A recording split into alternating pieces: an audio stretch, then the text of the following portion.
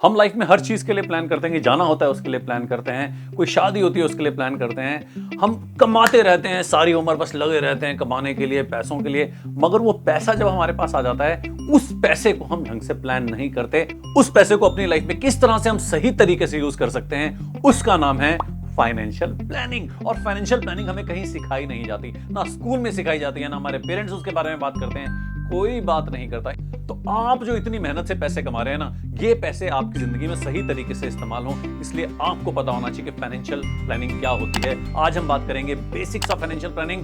बने रहिएगा, बहुत इंटरेस्टिंग वीडियो होने वाला है आज का। ये फाइनेंशियल प्लानिंग के भी कुछ हायरार्की होते हैं, इसका भी एक मान लीजिए एक पिरामिड है। तो पहले बेस ऑफ पिरामिड जब तक हमारा पूरा नहीं होता तब तक हमें ऊपर की प्लानिंग नहीं करनी चाहिए। तो बिल्कुल बेसिक जो चीज है वो है प्रोटेक्शन। कहीं भी और इन्वेस्ट करने से पहले आपकी जिंदगी में प्रोटेक्शन का होना बहुत जरूरी है। और प्रोटेक्शन 5 तरह की होती है।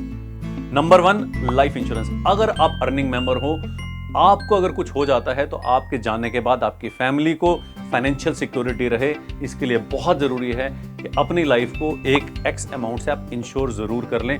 वो एक्स अमाउंट मिनिमम आपकी एनुअल सैलरी का 15 से 20 गुना होना चाहिए। लाइफ इंश्योरेंस के ऊपर मैंने एक अलग से बहुत कॉम्प्रिहेंसिव वीडियो बनाया, उसको देखिएगा जरूर। नंबर 2 में आता है आपका हेल्थ इंश्योरेंस। और हेल्थ इंश्योरेंस जितने भी मेंबर हैं फैमिली में, हर एक कवर होना चाहिए हेल्थ इंश्योरेंस के लिए। चाहे वो बच्चा है, चाहे वो बूढ़ा है, चाहे वो मिडिल एज का है, हर एक आदमी हेल्थ इंश्योरेंस से कवर होना चाहिए।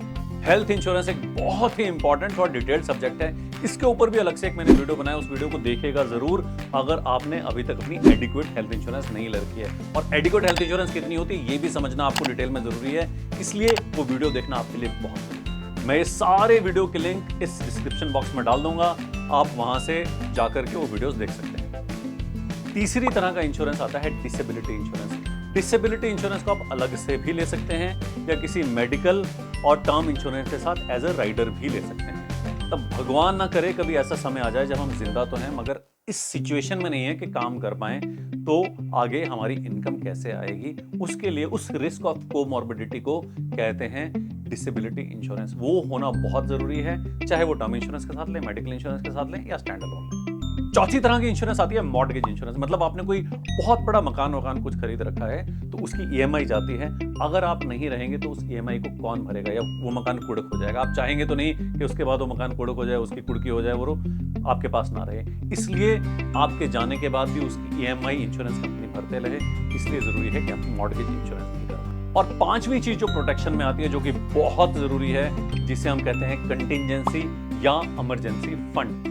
अगर कल को ऐसा कुछ भी हो जाता है कि आपको जॉब लॉस हो जाती है, इनकम लॉस हो जाती है, कुछ समय तक आप जॉब में नहीं जा पाते, तो 6 महीने से लेकर 1 साल का जुगाड़ आपके पास होना चाहिए। इसलिए जितनी भी आपकी सैलरी है into 6 कम से कम आपके पास एज अ इमरजेंसी फंड होना चाहिए। और ये फंड इस जगह होना चाहिए जहां से आप उसको तुरंत निकाल सकें, जहां से आपको ज्यादा टाइम ना लगे। चाहे लिक्विड फंड में रख लीजिए, सेविंग अकाउंट में रख लीजिए, ऐसे भी किसी सेफ इंस्ट्रूमेंट में जहां पे वो पैसा एकदम वोलेटाइल इंस्ट्रूमेंट में ना रहे और जिसको आप तुरंत निकाल सकें। इमरजेंसी फंड बहुत लोगों के पास नहीं होता इंडिया में, तो इसके ऊपर एक और कॉम्प्रिहेंसिव वीडियो में बनाऊंगा। मगर नटशेल में अगर आपके प्रोटेक्शन 5 तरीके से पूरी नहीं है, अगर प्रोटेक्शन की मुट्ठी आपकी नहीं बनी हुई है और आपने इन्वेस्टमेंट चालू कर दी, तो आपकी इन्वेस्टमेंट की नींव सही नहीं है। आपकी इन्वेस्टमेंट की नींव प्रोटेक्शन पे खड़ी होनी चाहिए ताकि आपकी इन्वेस्टमेंट ना हिल सके। नहीं तो ऐसा ना हो कि आप 10 दिन के लिए हॉस्पिटल जाएं और आपकी जितनी भी आपने इन्वेस्टमेंट की थी वो कट से जीरो में आ जाए। इसलिए प्रोटेक्शन होना बहुत जरूरी है। प्रोटेक्शन खत्म होने के बाद हमें इन्वेस्टमेंट पर ध्यान देना चाहिए।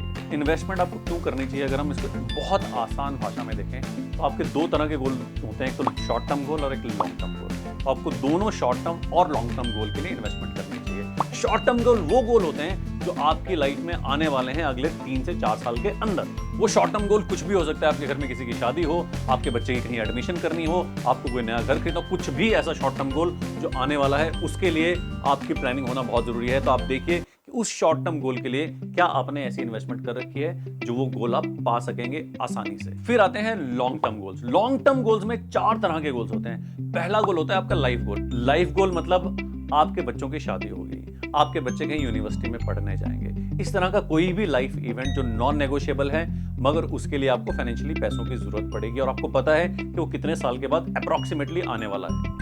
आप अपने हिसाब से देख लीजिए कि आपको उस लाइफ गोल के लिए कितने पैसों की जरूरत पड़ेगी आज, और आज के बाद जितने साल के बाद वो लाइफ गोल आने वाला है उसके हिसाब से उसकी फ्यूचर वैल्यू निकाल लीजिए। तो आप जितना भी अमाउंट सेव करें वो उस टाइम उस अमाउंट के बराबर होना चाहिए जो कि फ्यूचर वैल्यू के हिसाब से एक अमाउंट बन रहा है। मान लीजिए ऐसे कॉलेज में जहां आप अपने बच्चे को डालना चाहते हैं, आज उसकी फीस 5 लाख है, मगर आपको पता है जब वो लाइफ गोल आपको हिट करेगा तो इन्फ्लेशन और सारी चीजों को मिला करके उस समय उसकी कॉस्ट 15 लाख हो चुकी होगी। तो आपको आज से ही इस तरह से प्रोविजन करना शुरू करना है ताकि जब तक आप उस सिचुएशन को हिट करें आपके पास 15 लाख रुपए हो। लॉन्ग टर्म गोल्स में ही एक और गोल आता है जिसे हम कहते हैं रिटायरमेंट। रिटायरमेंट का गोल एक बहुत इंपॉर्टेंट लॉन्ग टर्म गोल है जिसको बहुत लोग बहुत समय तक निग्लेक्ट करते हैं। अगर आप अपने 20s 30s में और ये वीडियो देख रहे हैं तो बिल्कुल सही टाइम पे वीडियो देख रहे हैं। आज आप कम पैसे भी सेव करके अपना रिटायरमेंट कॉर्पस बड़ा बना सकते हैं, मगर अगर आपने ये लेट शुरू किया तो आप ज्यादा पैसा भी इन्वेस्ट करके उतना कॉर्पस नहीं बना पाएंगे जितना आपके रिटायरमेंट प्लानिंग के लिए काफी हो। रिटायरमेंट कॉर्पस और फाइनेंशियल फ्रीडम के ऊपर भी मैंने एक और वीडियो बनाया है, आप उस वीडियो को देखिए जरूर। अगर आप रिटायरमेंट गोल और फाइनेंशियल फ्रीडम किस तरह से पा सकते हैं और कौन कौन सी चीजों का आपको ध्यान रखना चाहिए अगर वो आप समझना चाहते हैं। मगर आप लाइफ की किसी भी स्टेज में हो, अगर आपने कमाना शुरू कर दिया है तो आज से ही अपनी रिटायरमेंट प्लानिंग का प्रोविजन करना शुरू कर दीजिए, चाहे वो छोटे अमाउंट से ही हो, मगर प्रोविजन करना बहुत जरूरी है। और देखिए कि वो कितना अमाउंट आपका बन जाता है। कम से कम जितना भी अमाउंट है उसका 4% ही आप मंथली खर्च के लिए निकाल सकते हैं। आप ये मान के चलिए, मतलब कि मान लीजिए आज मुझे अगर 1 लाख मंथली चाहिए और 4% के हिसाब से मैं मान के चलता हूँ जितना भी कॉर्पस उसका 4% मैं मंथली लूंगा, तो मेरे पास 3 करोड़ होना चाहिए, तभी उसका 4% 1 लाख में मंथली ले पाऊंगा। मान लीजिए आज आपको रिटायरमेंट प्लानिंग के हिसाब से 1 लाख रुपए काफी हैं, और जब तक आपकी रिटायरमेंट होगी उस समय आपको लगता है कि वो इस 1 लाख की वैल्यू 2 लाख हो गई होगी नेट ऑफ इन्फ्लेशन। तो आपको आज अगर 3 करोड़ चाहिए तो उस समय आपको चाहिए होंगे 6 करोड़। इस चीज का ध्यान रखिए, उन 6 करोड़ या जो भी वो अमाउंट आता है उसकी प्रोविजन करनी आज से ही शुरू कर दी। फिर हमारे लॉन्ग टर्म गोल्स में इस तरह के गोल आते हैं जो कि नेगोशिएबल हैं, जिनको आप नेगोशिएट कर सकते हो मगर आप चाहते हो उनको अचीव करना। मतलब आप चाहते हो वर्ल्ड टूर में जाना, आप चाहते हो कुछ डोनेशन करना, आप चाहते हो कुछ ऐसी चीजों में खर्च करना जो कि आपको बहुत अच्छी लगती है। तो उन चीजों का भी प्रोविजन आपको आज से ही शुरू करना हो। वो जो रिटायरमेंट कॉर्पस है उसमें आप वो बिल्डिंग नहीं कर सकते, बिकॉज रिटायरमेंट कॉर्पस आपकी बेसिक खर्चे वर्चे इन सब के लिए काम आएगा।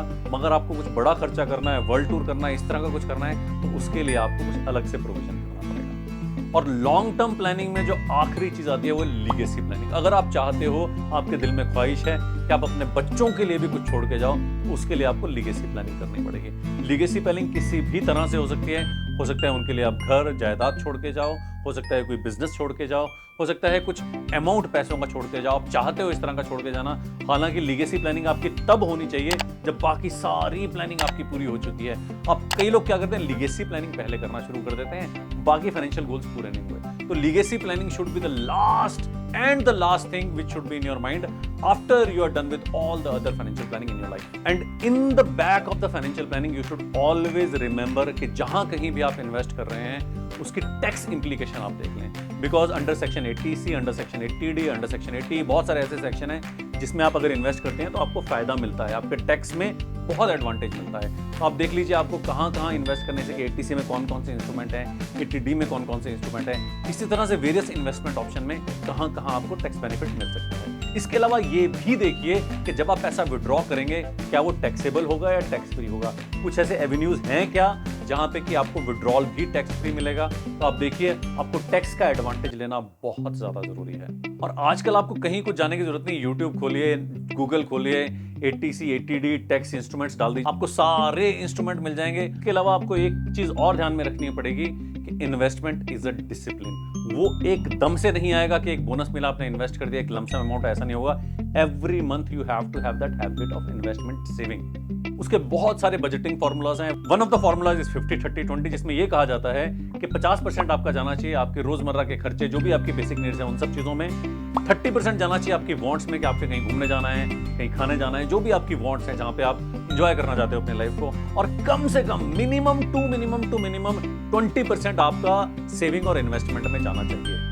प्रोटेक्शन का अमाउंट अपनी सैलरी से हटा देने के बाद जितनी भी आपकी सैलरी बचती है उसको 50-30-20 में डिवाइड कर दीजिए। 20% जो आपके इन्वेस्टमेंट में जाना चाहिए, जरूरी नहीं कि 20% जाना चाहिए। इस 20% को अगर आप 30% कर सकें बहुत ही बढ़िया है, 40% कर सकें उससे भी बढ़िया है, मगर इसका मतलब ये नहीं कि आप एकदम ही तंगी में रहना शुरू कर दें। वो भी एक गलत तरीका है देखने का, कि मतलब कई लोग होते हैं वो आज तो मतलब इतनी तंगी में जीते हैं, इतनी कंजूसी में जीते हैं जिसकी कोई हद तो हिसाब नहीं, और आगे के लिए इन्वेस्ट, वो भी सही तरीका नहीं है। मतलब एक बैलेंस बना के चलना है, एक बहुत फाइन बैलेंस, ना कि खर्चे खर्चे खर्चे खर्चे कर दिए, लाइफस्टाइल एक्सपेंसेस कोई बहुत बढ़ा दिया, वैसा भी नहीं करना है, और कंजूसी भी बहुत ज्यादा कर दी, वैसा भी नहीं करना है। तो एक बहुत फाइन बैलेंस बना के चलना है। उम्मीद करता हूं अभी तक आपने चैनल जरूर सब्सक्राइब कर लिया होगा, अगर नहीं किया तो सबसे पहले वो कर लीजिए, और घंटी को भी दबा दीजिए ताकि इस तरह की वीडियो आप तक जल्दी से जल्दी आते रहें। इस वीडियो को एक टिक आइटम की तरह मत लेके चलिएगा। आपको जितनी मैंने फाइनेंशियल प्लानिंग बताई, प्रोटेक्शन से लेकर के investment, long term legacy planning तक, उन सब गोल्स को लिख लीजिए एक बार अपने पास, और देखिए उनसे किस किस में आप इन्वेस्ट कर रहे हैं, किस में एडिक्वेट कर रहे हैं, किस में थोड़ा कर रहे हैं, किस में जरूरत से ज्यादा कर रहे हैं, और फिर देखिए आपकी कहाँ कहाँ कमी है, कहाँ कहाँ वैक्यूम है। एकदम से आप सारे वैक्यूम फिल नहीं कर पाएंगे, मगर धीरे धीरे इन वैक्यूम्स को फिल करना शुरू कीजिए। I am sure over a period of time अगर आप सही ढंग से फाइनेंशियल प्लानिंग करेंगे तो आपके सारे वैक्यूम फिल हो जाएंगे, and you will utilize your money in the best possible way you can. Financial literacy और फाइनेंशियल प्लानिंग की नॉलेज बहुत कम लोगों में है।